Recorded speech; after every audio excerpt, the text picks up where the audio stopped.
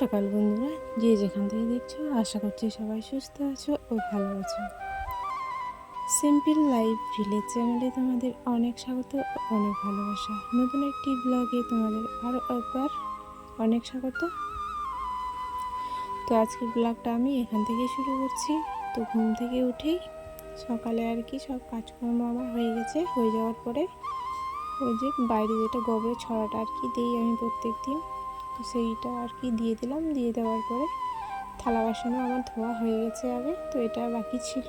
তো এটা গামলাটা নিয়ে আর বালতিটা যেটাতে আমি ঘর লেপেছি, তো ওই বালতিটা আর গামলাটা নিয়ে এসে পুকুরে ধুয়ে নিয়ে একটু জল নিয়ে আমি বসে পড়লাম।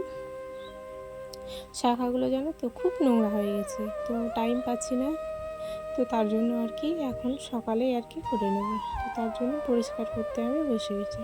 তো একটু সাবান নিয়েছি শুধু, আর ব্রাশ দিয়ে ঘষে ঘষে আমি নোংরাগুলো তুলে দেবো।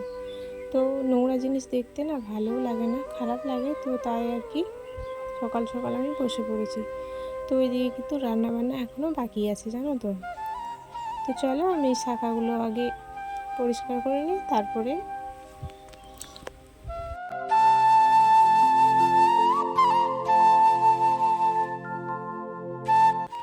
তো এদিকে আমার শাখাগুলো পরিষ্কার করা হয়ে গেছে। তো আমি ব্রাশ আর সাবানটা রেখে দেবো, তারপরে আমি কাপড়টা চেঞ্জ করে নেব।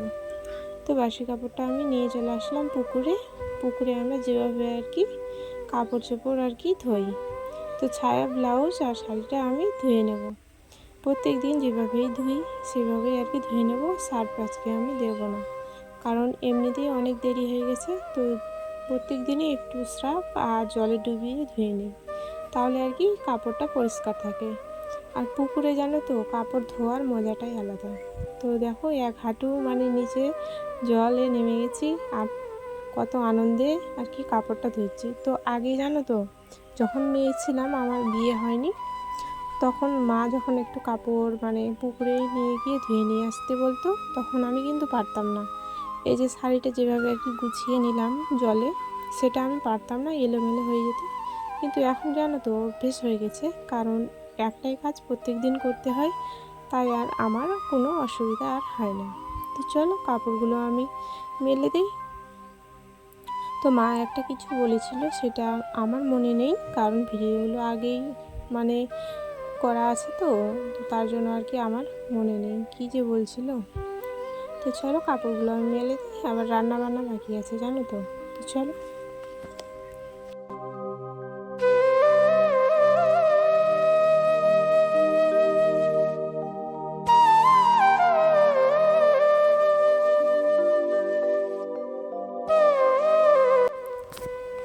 কাপড়গুলো আমি মেলে দিয়ে এসেই ব্রাশ করতে শুরু করে দিয়েছি। তো চলো আমি প্রত্যেক দিন যেভাবে বসে বসে ব্রাশ করি, তো এই যে দেখো আমি পুকুর পাড়ে এরকমভাবে বসে সামনে দিকে দেখবো, পুকুরটা দেখবো, সব কিছু দেখবো। আমার খুব ভালো লাগে এরকম নিরিবিলি বসে থাকতে খুব ভালো লাগে জানো। তো চলো আমার ব্রাশ করা হয়ে গেছে, অনেকক্ষণ বসে থাকলাম। তারপরে আমি চলে যাব মার্শালে। ওখানে কয়েকটা বোতল নিয়েছি আমি, ওই যে গামলাটা যেটা ধুয়ে আমি রেখেছিলাম, সেটাতে কয়েকটা বোতল আর বালতি নিয়ে আমি চলে গেলাম।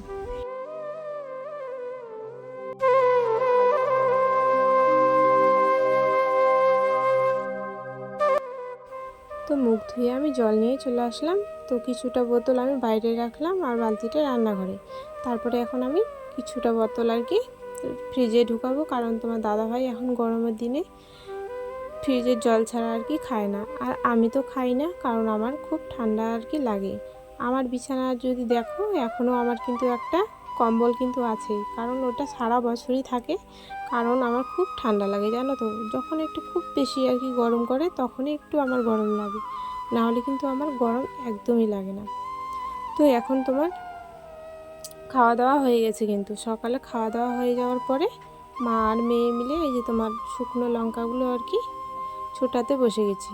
তো এগুলো ছুটিয়ে গুঁড়ো করবে মা, তো তার জন্য বোটাগুলো ছাড়িয়ে নিলে গুঁড়োটা ভালো হবে, না হলে ওই যে বোটার ইয়েগুলো নোংরা লাগবে দেখতে, আর খেতেও ভালো লাগবে না।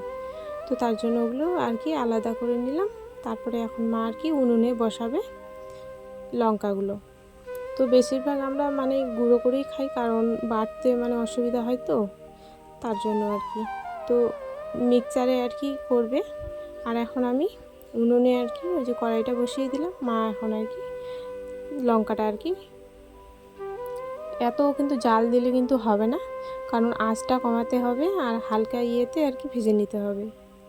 বেশি পরিমাণে যদি উনুনের জাল আর কি দাও তাহলে আর কি পুড়ে যাবে, ভালো হবে না। রোদে দিলেও কিন্তু ভালো হয়, কিন্তু এখন তো বর্ষাকাল মোটামুটি পড়েই গেছে, রোদ সেরকম নেই। তো তার জন্য আর কি উনুনে বসে দিয়েই এভাবে আর কি ভেজে নেওয়ার পরে এই যে দেখো মিক্সচারে আর কি হয়ে গেছে মিক্স করা। তো যখন করেছে তখনকার ভিডিওটা আমি আর কি করতে পারিনি, তো তার জন্য পরেই আর কি এই যে ছোট ছোট বমের মধ্যে আর কি ঢুকিয়ে রেখে দিল মা।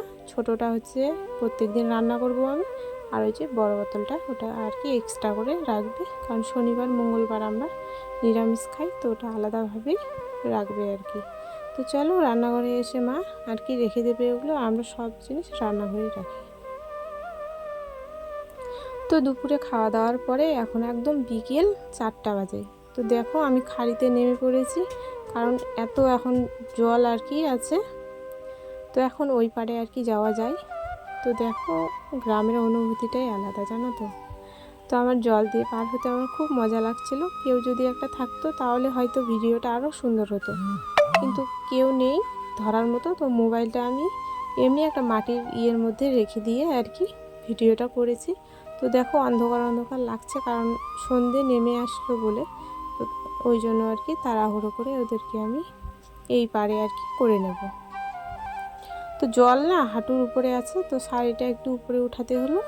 কেউ কিছু মনে করো না, কোনো খারাপ উদ্দেশ্য নিয়ে আমি ভিডিওটা করিনি, কারণ তোমাদেরকে আমি শেয়ার করার জন্যই আর কি ভিডিওটা করেছি। তো এদিকে তোমার এই যে জল কিন্তু ভালোই আছে, কিন্তু ওই জায়গাটাতে একটু কম আছে, একটু উঁচু ছিল তাই আর কি।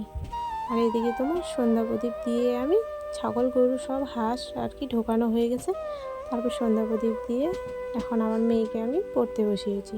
তো পড়ছে আর কিছু একটা বলছিল, সেটা আর আমারও মনে নেই। তো চলো বন্ধুরা, আজকের ভিডিওটা তোমাদের যদি ভালো লেগে থাকে অবশ্যই কমেন্ট করো।